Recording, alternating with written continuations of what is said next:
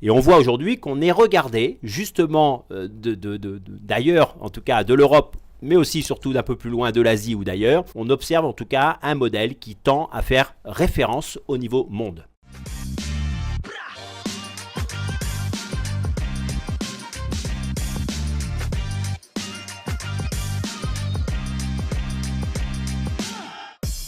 Campus des métiers, merci Jean-René Maurice de nous accueillir. Une belle auteure ici angevine, belle auteure parce qu'on va quand même donner deux chiffres qui ont une importance pour situer en tout cas le rôle, je dirais, d'Estoa Into Angers, parce que tu es directeur donc, de l'Estoa Into Angers et puis président d'Into France, hein, si je ne dis pas de bêtises. Exactement. Un peu plus de 40 ans ici à Angers, plus de 3600 étudiants. Rien que ces deux chiffres peuvent nous donner forcément un peu de vertige.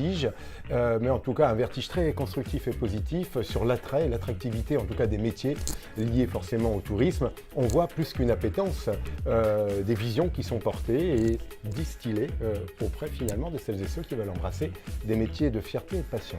Alors le tourisme dans les universités françaises, effectivement, c'est quelque chose qui n'est pas nouveau, oui, qui existe à peu près depuis les années 60, puisque la première composante de tourisme qui s'est développée dans les universités françaises, c'est celle de notamment Paris 1, qui est la plus identifiée aujourd'hui, avec l'IREST, qui est aujourd'hui Into Paris 1, donc qui est un des instituts nationaux du tourisme au niveau du réseau Into France.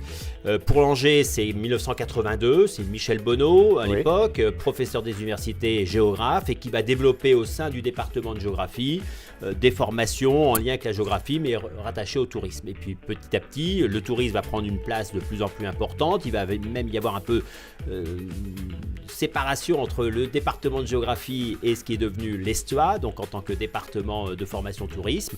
Au départ, peu d'étudiants.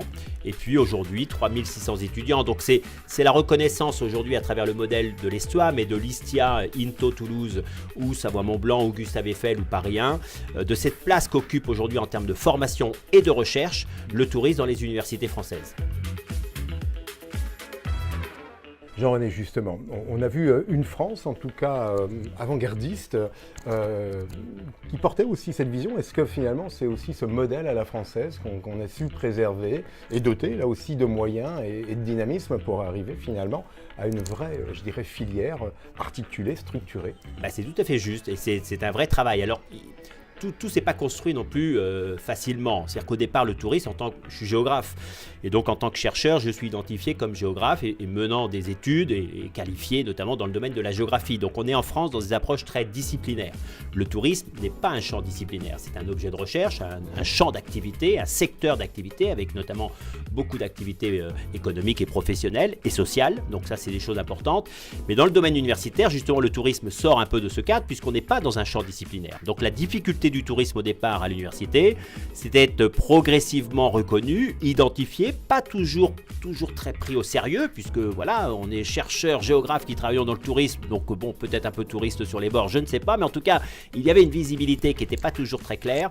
Et là où tu as raison, c'est qu'aujourd'hui, on observe un modèle de structuration et que l'État français a souhaité à travers le plan de relance Destination France, puisque Into France et le réseau des instituts nationaux du tourisme est né justement à travers la mesure 3 du plan de relance.